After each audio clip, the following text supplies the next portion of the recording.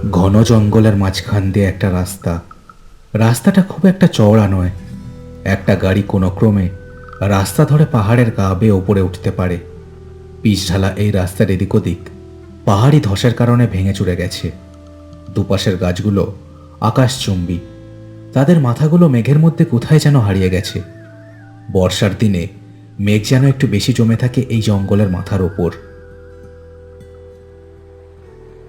একটা নীল গাড়ি খুব ধীরে ধীরে এগিয়ে চলেছে রাস্তা ধরে। গাড়িটা বেশ পুরনো, দেখে মনে হয় বন্ধ হয়ে কোনো এক ভাঙাড়ে পড়েছিল গাড়িটা। খুব ধীরে গাড়িটা রাস্তা দিয়ে জঙ্গলের মাঝখান দিয়ে চলেছে নিজের গন্তব্যের দিকে। দুপাশের গাছগুলো ঠিক লম্বা কোনো প্রাণীর পায়ের মতো দাঁড়িয়ে আছে। গাড়িতে বসেছিল দুজন, সলিলবাবু আর তার ড্রাইভার ভম্বল। সলিলবাবুর বয়স প্রায় 60 ছুঁই ছুঁই, তবে ভম্বল জোয়ান লোক।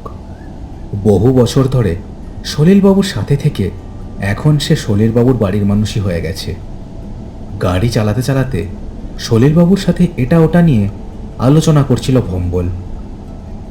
সলিলবাবু কিন্তু খুব অন্যমনস্ক হয়ে আছেন। কি একটা জিনিস যেন তার মনে খোঁচা দিয়ে চলেছে একভাবে। তিনি এবার বিরক্ত হয়ে ভম্বলকে বললেন, আহ, এত বকিস কেন? গাড়িটা মন দিয়ে চালা দেখি। সন্ধে হয়ে গেছে। কি জানি বাবলুর ওদিকে এখন কি হচ্ছে। তোকে বললাম একটু জলদি গাড়িটা তুলে নিয়ে আসতে, শুনিস না আমার কথা? ওরে বাবা, এত তাড়া দিচ্ছেন কেন? দেখছেন তো কেমন রাস্তা, ভুলে গেলেন নাকি সব? বাবলু বাবলু করে গানটা পচিয়ে দিলেন যে একেবারে। এত বড় বড় কথা বলিস, মনে হয় যেন তুই না আমি তোর ড্রাইভার। ভুলে যাস না।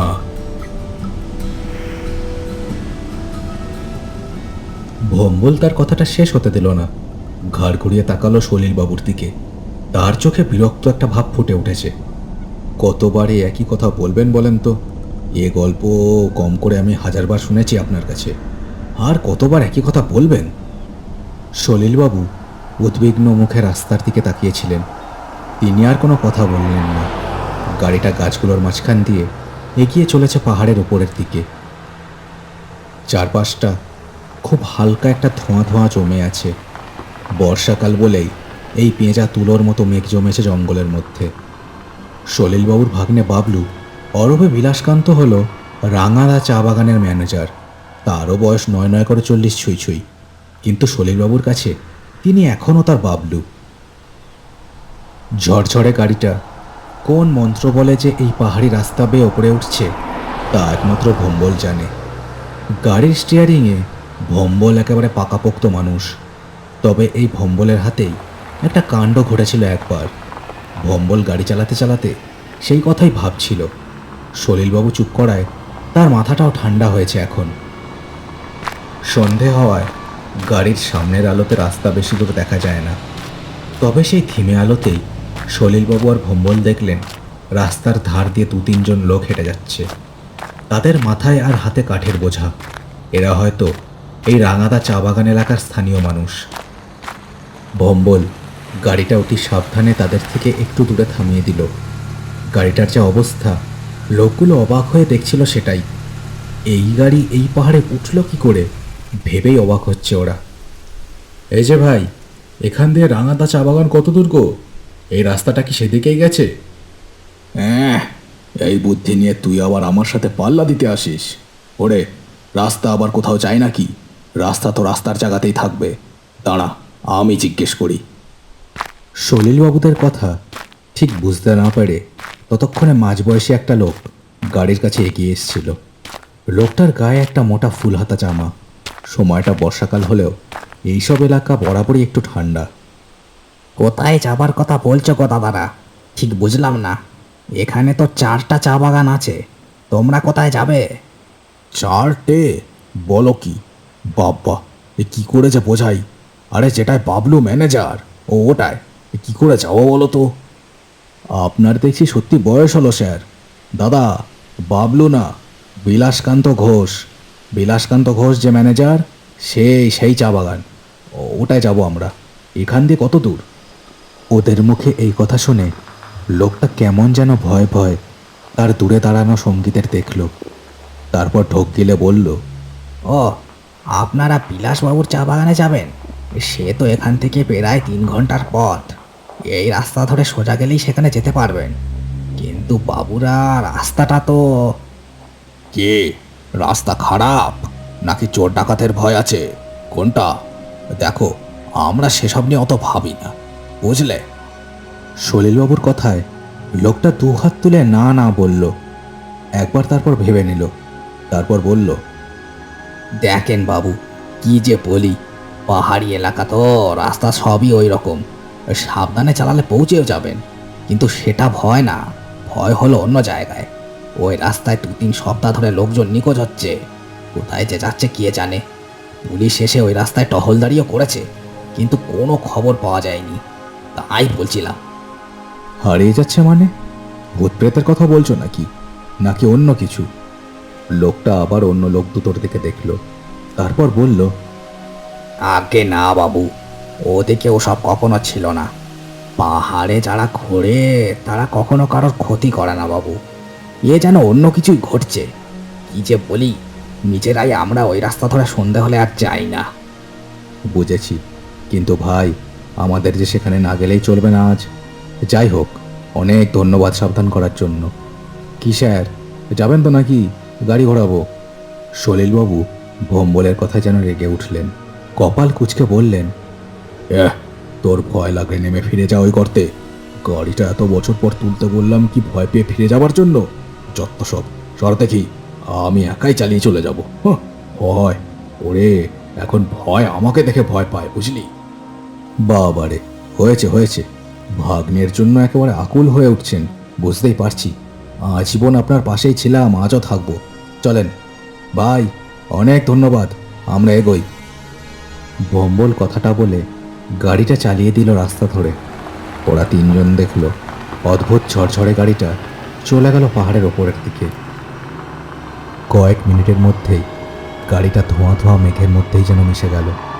সন্ধে গড়িয়ে রাত এসে পড়েছে তখন ঘাড়ের ওপর। বিশাল চা বাগানটার এক কোণে একটা কাঠের বাংলো। বাংলোটার একটা জানলায় আলো জ্বলছে। একজন লোক জানলাটার সামনে দাঁড়িয়ে ফোন করে যাচ্ছে একটার পর একটা। বাইরে নিস্তব্ধ অন্ধকার। ঝিঁঝির ডাকে মনে হয় এই চা বাগানটা পৃথিবীর সঙ্গে যুক্ত আছে, নইলে এতই শব্দহীন চারপাশ যে মনে হয় এটা একটা শ্মশান। বিলাসকান্ত একভাবে তার হেডকোয়ার্টারে ফোন করেই চলেছে। বিকেল থেকেই তার বাংলোতে বিদ্যুৎ নেই। বারবার চারিদিকে দেখেও কি কারণে যে কারেন্ট নেই তা বুঝতে পারছে না সে।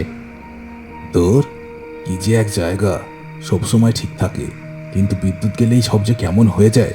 ফোনের টাওয়ারটাও লাগে না ঠিক করে। Hello hello. বারবার ফোন করে কোনো উত্তর না পেয়ে বিলাস বিরক্ত হয়ে ফোনটা কান থেকে নামিয়ে নিল। বাইরে সব চুপচাপ হয়ে আছে একেবারে। বিলাস হাতে মোমবাতি তুলে নিয়ে হেঁটে চলল শোবার ঘরের দিকে। এই আঁধারে বই পড়া যাবে না, অন্য কাজও করা যাবে না। এসব ভাবতে ভাবতে হেঁটে যাচ্ছিল সে শোবার ঘরের দিকে। হঠাৎ ঝনাত করে একটা শব্দ হলো। বিলাসের পা থেমে গেল শব্দটা শুনে। বিলাস ঘাড় ঘুরিয়ে তাকালো সামনের জানলাগুলোর দিকে। হালকা সাদা একটা আলোতে দেখা গেল একটা পাথর কাঁচ ভেঙে এসে পড়েছে মেঝের ওপর। বিলাস পাথরটা দেখে একেবারে থমকে গেছিল। গিয়ে জানলাটা ভাঙল, এসব ভেবেই মনে ভয় জমা হচ্ছিল বিলাসকান্তর। কে কে ছুড়ল পাথরটা? কে কে ওখানে? বিলাসের কথা শেষ হতেই সে দেখল একটা লম্বা ছায়ার মতো কে যেন উঠে দাঁড়ালো অন্ধকারের মধ্যে থেকে। ঘন কালো অবয়ব। তাকে দেখে বিলাসকান্তের বুক যেন কেঁপে উঠল। কে কে কে তুমি? কি চাও? কে তুমি? ছায়াটা বিলাসের কথা শুনে একটা বড় বস্তা তার দিকে তুলে ধরল। বস্তাটা ফাঁকা। কি চাই এই ছায়াটা? এই বস্তায় তোর যা টাকা পয়সা আছে সব ভরে দে, নে জলদি কর। কে কে তুই? কে তুই বল, নইলে কিন্তু আমি পুলিশকে ফোন করব। আমাদেরকে পুলিশে দিবি? বাবা, তাই নাকি? কথাটা বলেই ছায়াটা এগিয়ে এলো আমার ছেড়ে। তার মুখটা ফ্যাকাশে, কালো কঠোর চোখের জায়গায় লম্বা ছায়াটার সারা শরীর ঘন কালো পোশাকে ঢাকা, শুধু মাথাটাই ফ্যাকাশে। বিলাসের মুখটা শুকিয়ে গেল। এটা কে? তার হাতের মোমবাতিটা ঠক ঠক করে কাঁপছিল তখন। কিরে, কানে কথা যাচ্ছে না? এই ব্যাগে সব ভরে দে, জলদি কর। সারা রাত নেই আমার কাছে, জলদি কর জলদি কর। না না, আমি ওই ব্যাগে কোনো টাকা ভরবো না। এই টাকা এই চা বাগানের শ্রমিকদের টাকা, আমি তোদের দেবো না। বেশ, তুই না দিলে আমাদের আরো অনেক রাস্তা জানা আছে। কথাটা শুনে বিলাসকান্ত চমকে উঠল। আমরা মানে আর কেউ আছে নাকি এই বাড়ির মধ্যে? এ কথা ভেবেই সে পিছন ফিরে দেখল। সাথে সাথে একটা অজানা ধোঁয়া এসে ছড়িয়ে পড়ল তার মুখে। বিলাসের ঠিক পিছনে এসে দাঁড়িয়েছিল আরও একটা কালো অবয়ব। বিলাসকান্ত অচেতন হয়ে লুটিয়ে পড়েছিল মাটিতে।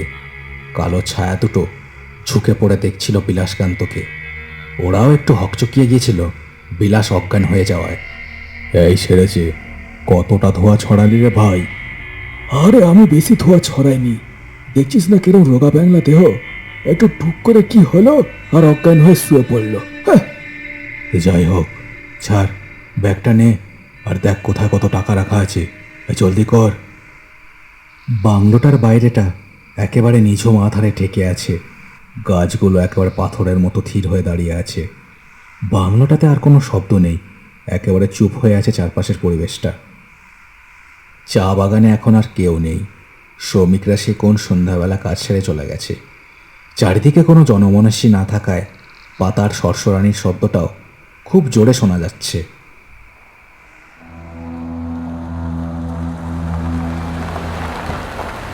পুরনো গাড়িটা জঙ্গলের মধ্যে ধীরে ধীরে এগোচ্ছে। আলোতে যতদূর দেখা যায় কোনো মানুষের চিহ্ন নেই। জঙ্গলটা একেবারে চুপ, শুধু গাড়ির আওয়াজটাই শোনা যাচ্ছে। ভম্বল আর সলিলবাবু একেবারে চুপ করে বসেছিলেন গাড়ির মধ্যে। রাস্তায় কোনো বিপদ ওদের পথ আটকায়নি। এখন আর কোনো বিপদই ওদের কোনো ক্ষতি করতে পারে না।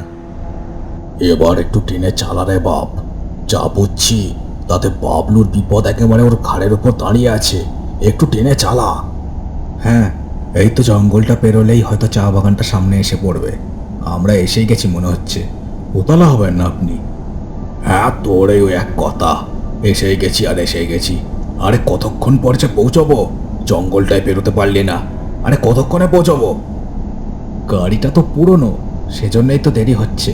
তার উপর ভাঙাচোরা, সবই তো বোঝেন। আমি তো বলেছিলাম যে আমরা। না, তোকে কতবার বলেছি ওই কাজের কথা তুই আমার সামনে কখনো বলবি না। এখন চুপ করে গাড়িটা চালা। সলিলবাবুর কথা শেষ হয়নি, এর মধ্যেই গাড়িটা জঙ্গলের প্রান্ত পেরোল। সামনে একটা সরু রাস্তা সোজা চলে গেছে চা বাগানের দিকে। চা বাগানের মাঝে একটা কাঠের বাংলো বিশাল জন্তুর মতো দাঁড়িয়ে আছে। কাঠের শক্ত বাংলো, মিটমিটে একটা আলো দেখা যাচ্ছে বাংলোটার মধ্যে। সলিলবাবু আর ভম্বল নেমে দাঁড়ালেন গাড়ির মধ্যে থেকে। ঝিঝির ডাক ছাড়া আর কোনো আওয়াজ নেই। সলিলবাবু ভম্বলকে বললেন, কি ব্যাপার বলতো? এত রাতেও কোনো আলো নেই বাংলোতে, কি ব্যাপার?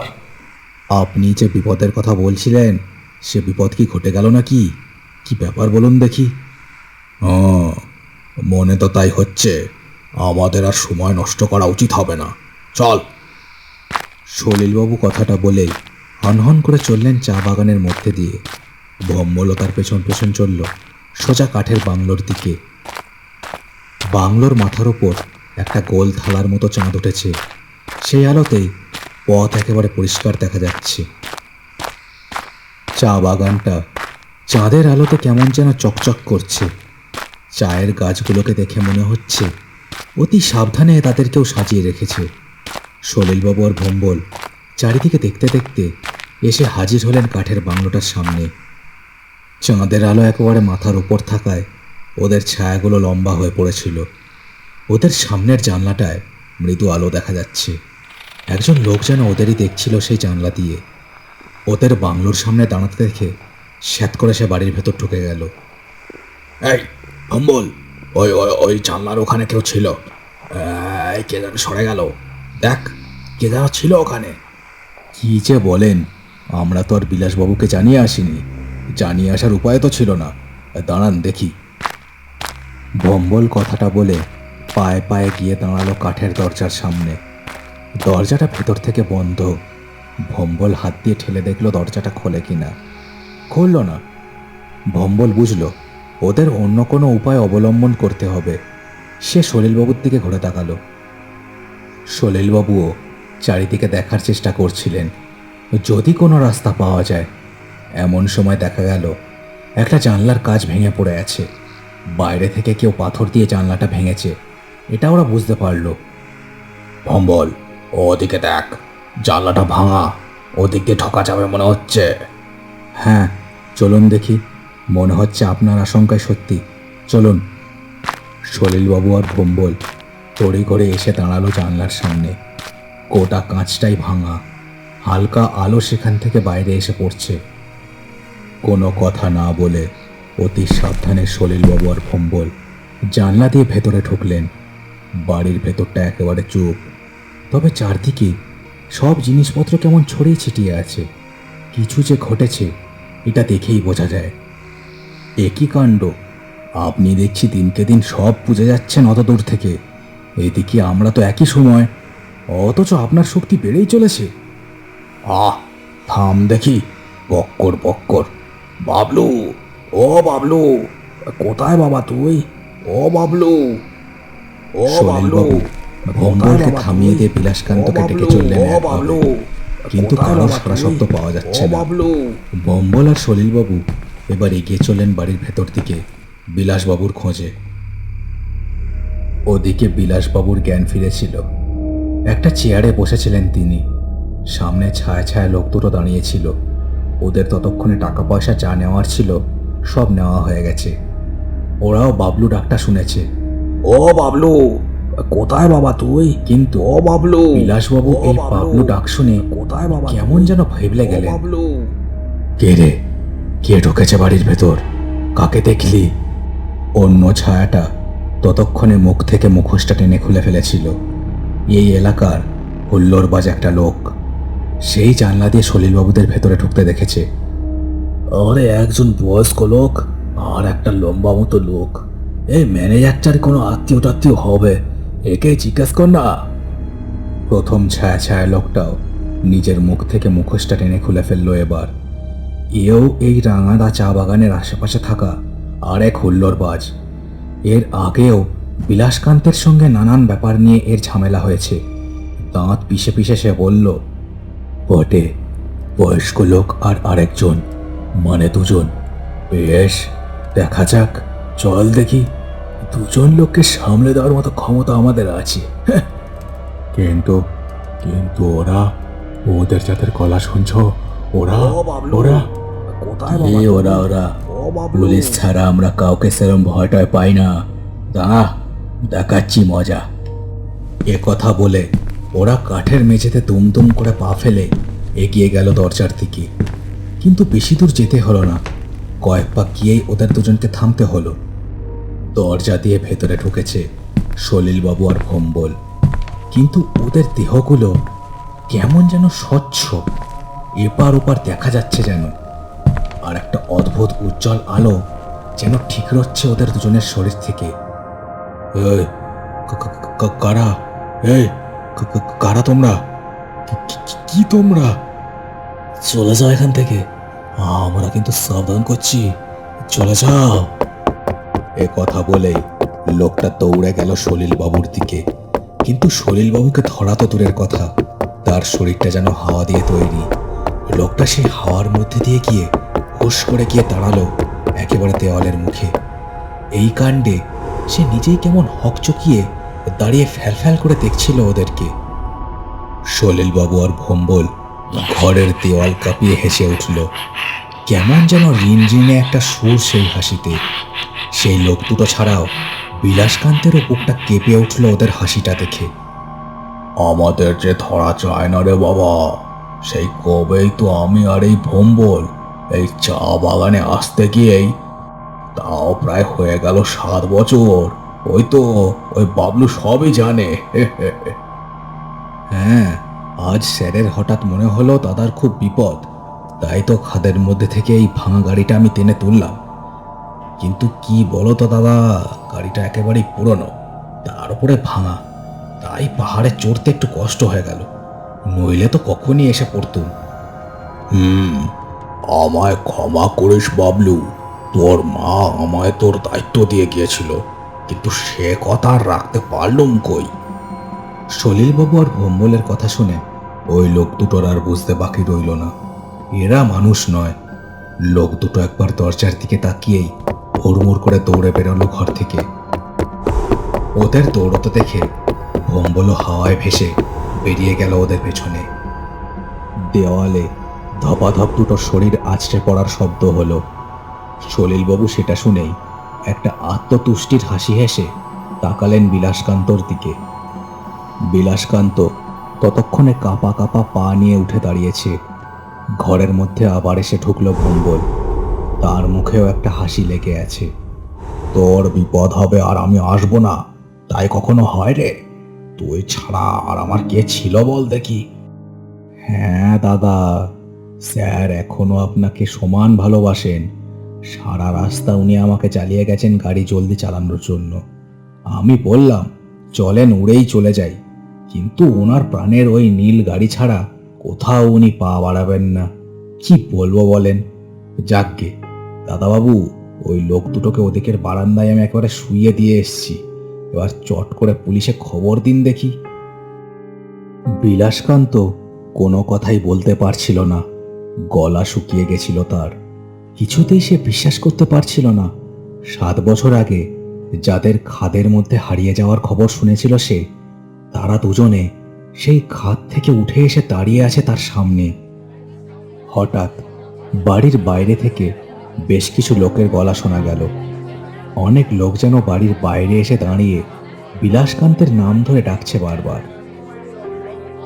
সেই শব্দেই সলিলবাবু আর ভম্বল হঠাৎই ধোঁয়া ধোঁয়া হয়ে বাতাসে মিলিয়ে গেল। এরপর বিলাসকান্ত বাড়ির বাইরে বেরিয়ে এলো একরকম দৌড়ে। এসে দেখল বেশ কয়েকজন চা বাগানের লোক এসেছে। ওদের হাতে আলো আর মশাল, আলোয় আলোয় ভরে আছে চা বাগানের কাঠের বাংলোটা। চিৎকার শুনলাম ম্যানেজার বাবু, কি হয়েছে? কোনো বিপদ নাকি? হ্যাঁ, আরে তো অন্ধকার কেন চারিদিকে? আলো জ্বালেননি? কোনো কিছু হয়েছে নাকি? কি হয়েছে বাবু? বিলাসকান্ত কি যে বলবে কিছুই বুঝতে পারছিল না, ভ্যাবলা চোখে ওদের মুখের দিকে তাকিয়েছিল। আলোতে কেমন যেন দুটো চোখ জ্বালা জ্বালা করছিল তার। হঠাৎ তাকে অবাক করে দিয়েই জল ভরে উঠল সেই দু চোখে। একটা খুব মৃদু গাড়ির ঘর ঘর শব্দ কানে এলো বিলাসকান্ত বাবুর। চা বাগানের সীমানার দিকে নজর গেল তার। একটা পুরনো নীল গাড়ি খুব ধীরে ধীরে একরকম ধুকতে ধুকতে এগিয়ে যাচ্ছে জঙ্গলের দিকে। এটা তার মামা সলিল সমাদ্দারের খুব পছন্দের ছিল। এক বর্ষার রাতে এই গাড়িতে করে এই চা বাগানে আসতে গিয়ে হারিয়ে যান তারা। হয়তো যেখানে হারিয়েছিল গাড়িটা সেখানেই ফিরে যাচ্ছে আবার। বিলাসবাবু যতক্ষণ না গাড়িটার পেছনের আলোগুলো নেভে গেল ততক্ষণ তাকিয়ে থাকলেন সেদিকে। আকাশের চাঁদের আলো তখনও বাংলোটার ওপর পড়ে পিছলে যাচ্ছিল।